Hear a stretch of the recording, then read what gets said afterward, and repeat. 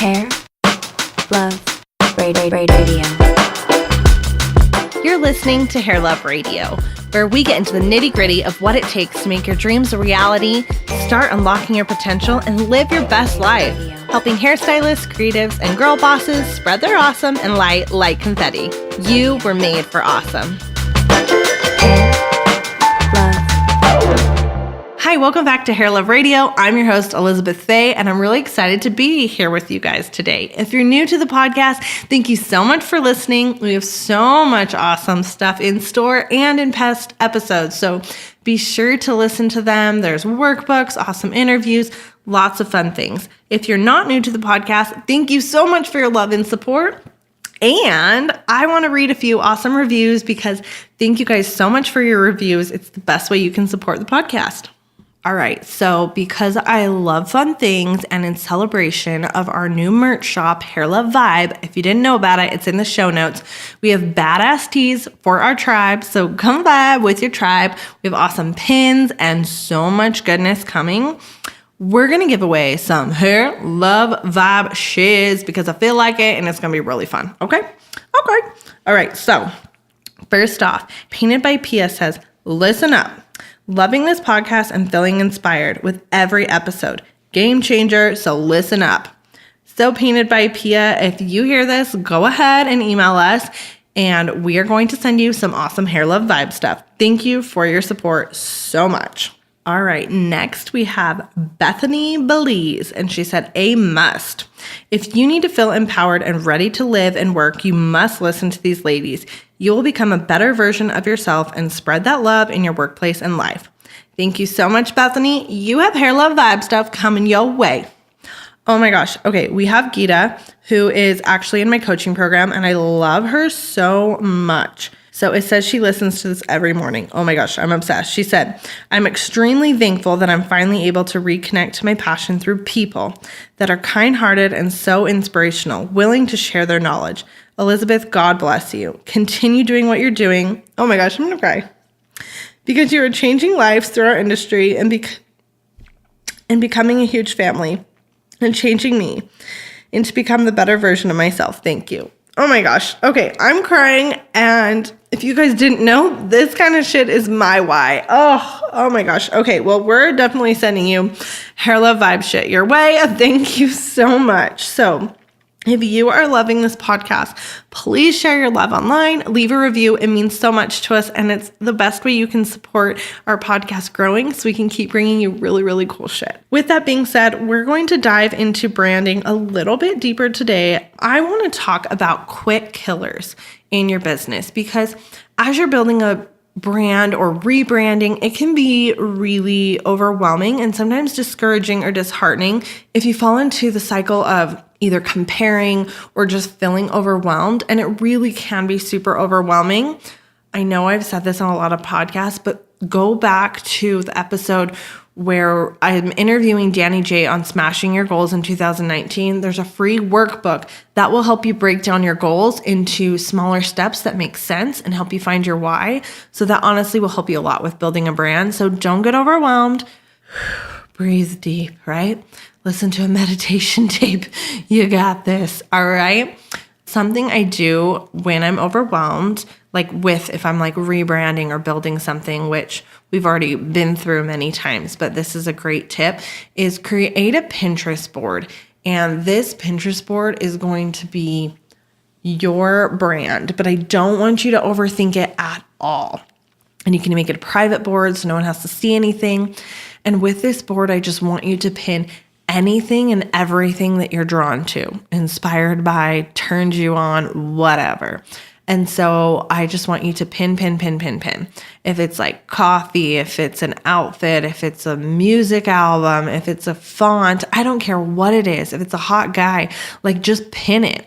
And then when you're done pinning, reevaluate it later, and you're going to notice some trends and some things that you're drawn to that are very similar. I promise you there's going to be some sort of trend. Maybe it's a color, maybe it's a font, maybe it's a style, maybe it's that it's eclectic. Maybe it's very clean and black and white. I don't know. But this is a really great activity to do. And it helps you build trust in yourself that like you are drawn to something.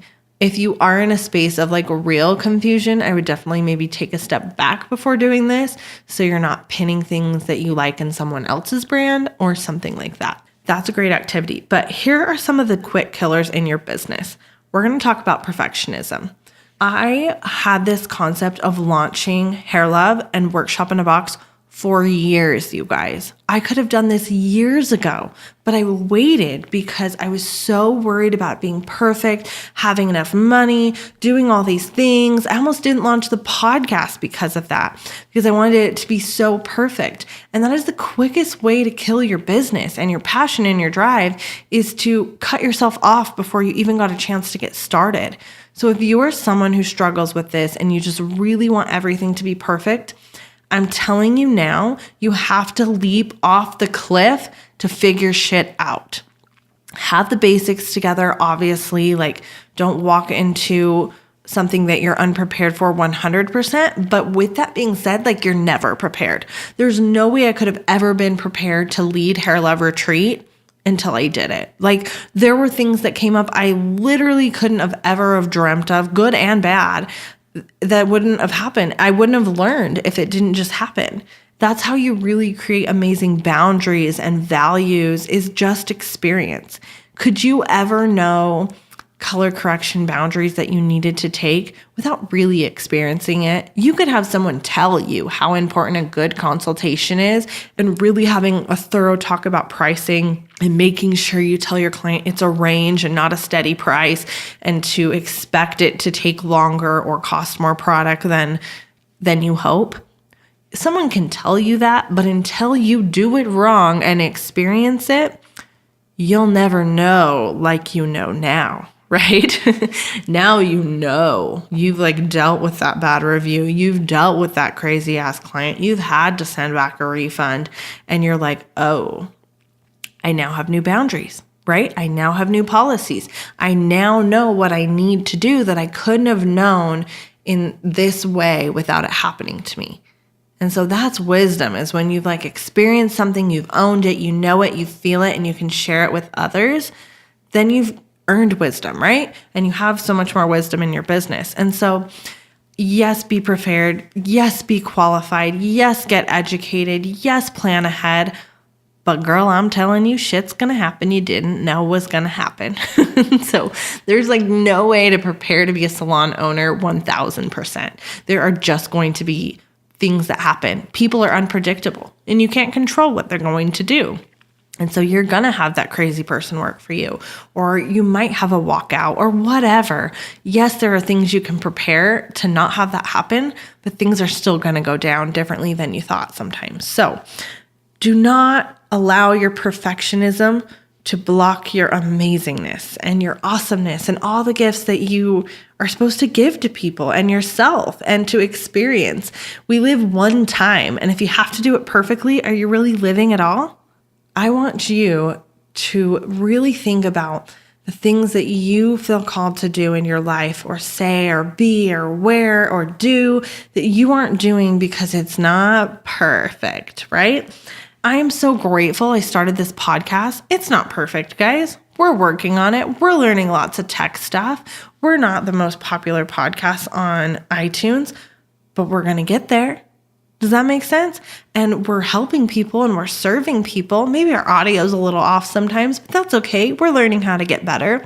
And so these are things that you just need to jump off that cliff and start making moves, because then you're going to make waves and then you're going to learn how to ride the waves, right?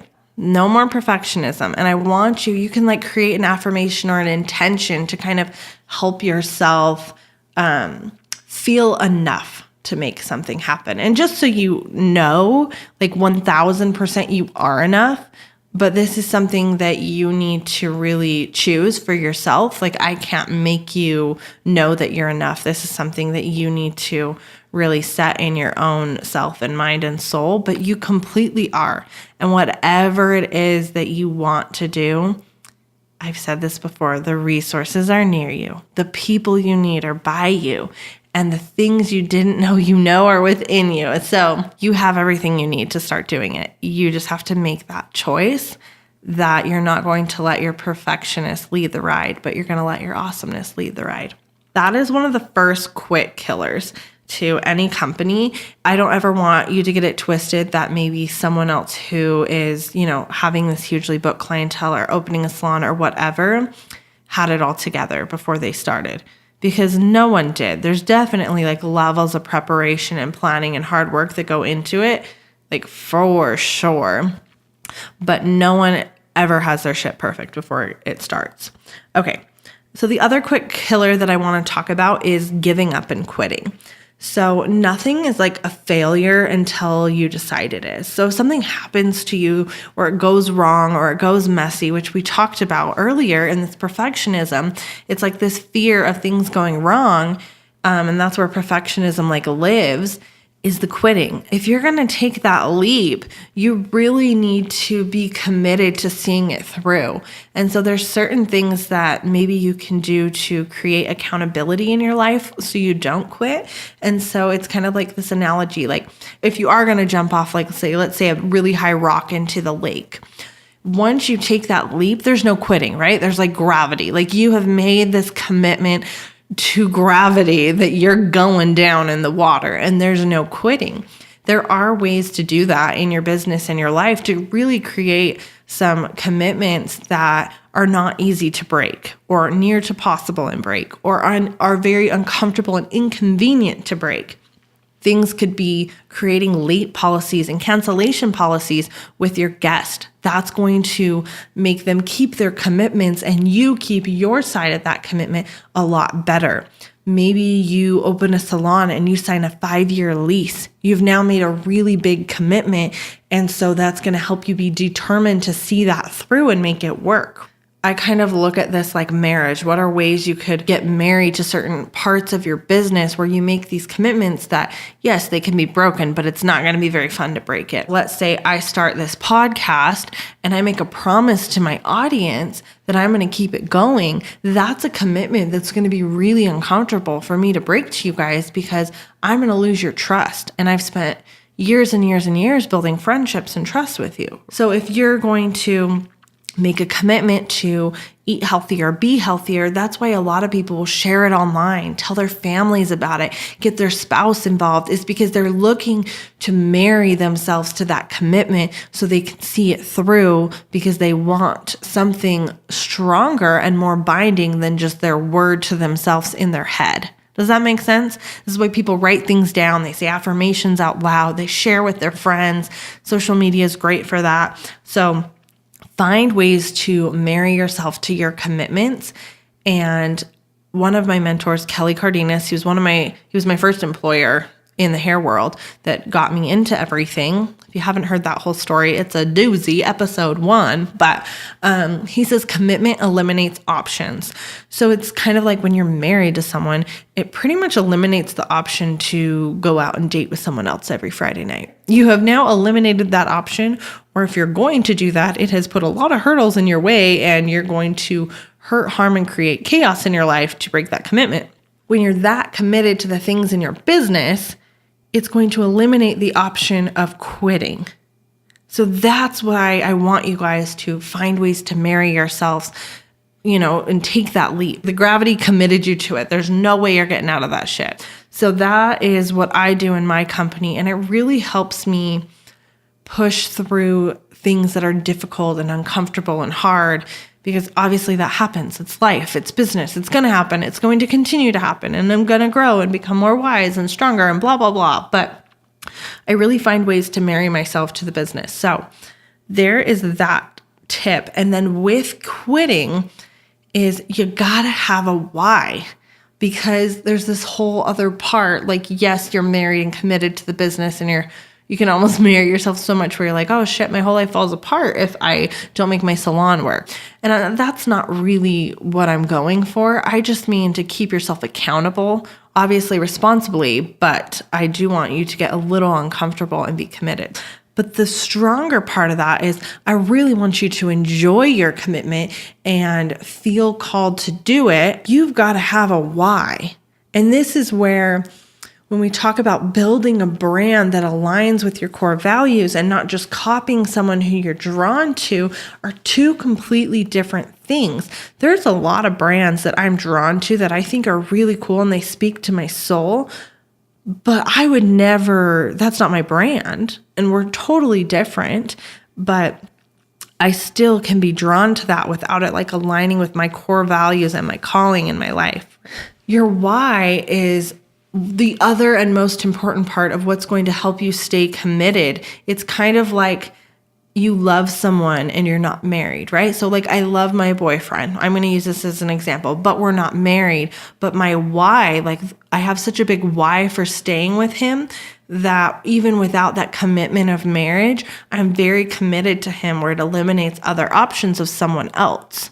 And the marriage is kind of like that extra binding factor, right? Like of showing your commitment, really making an accountability and a statement.